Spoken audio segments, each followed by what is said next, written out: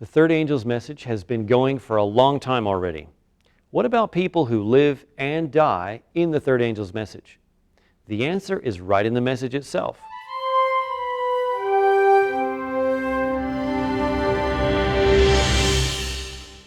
Most people stop reading at verse 12, but let's continue reading in Revelation chapter 14, verse 13. And I heard a voice from heaven saying unto me, Write, Blessed are the dead which die in the Lord from henceforth. Yea, saith the Spirit, that they may rest from their labors, and their works do follow them. What's the special blessing that God gives the people who die in the Lord from henceforth, or from now on, in the third angel's message? If you think about it, everyone who dies in the Lord is blessed because they're going to be resurrected. So when will these people be resurrected? The answer is found way back in the book of Daniel, chapter 12, verses 1 and 2. It says, And at that time shall Michael stand up, the great prince which standeth for the children of thy people. And there shall be a time of trouble such as never was since there was a nation, even to that same time. And at that time thy people shall be delivered, every one that shall be found written in the book. And many of them that sleep in the dust of the earth shall awake, some to everlasting life, and some to shame and everlasting contempt. When Michael stands up, it means that Jesus is preparing to take his kingdom. These verses say there will be a resurrection. But this special resurrection is not at the second coming of Jesus. Why? Because it includes some who awake to everlasting life and some who wake up only to shame and everlasting contempt. The first resurrection and the coming of Jesus is different. Revelation 20, verse 6 says, Blessed and holy is he that hath part in the first resurrection. On such the second death hath no power, but they shall be priests of God and of Christ, and shall reign with him 1,000 years. These people are only blessed and holy. 1 Thessalonians chapter 4, verse 16 calls them the dead in Christ. But the special resurrection is different. It includes people who are good and people who are bad. Look at this from The Great Controversy, page 637.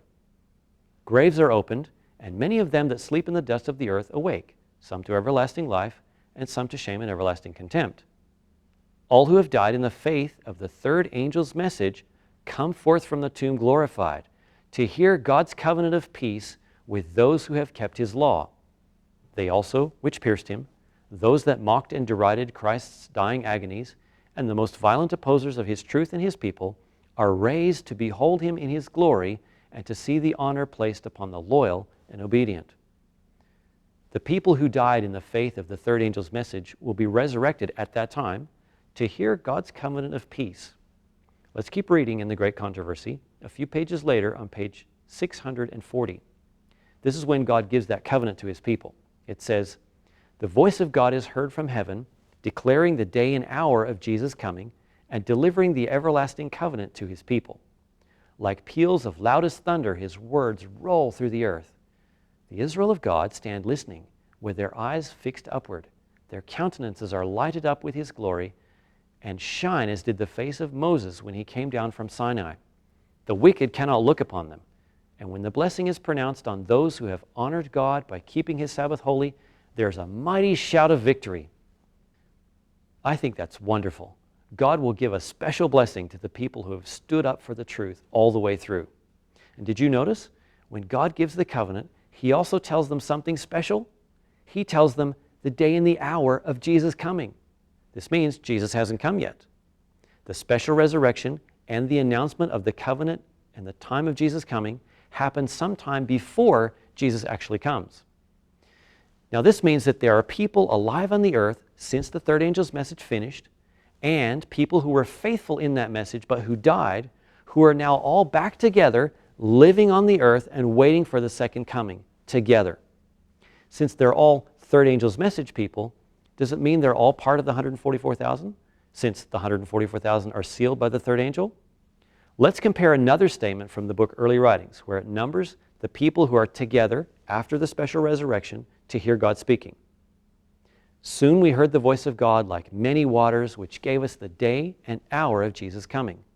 The living saints, 144,000 in number, knew and understood the voice, while the wicked thought it was thunder and an earthquake.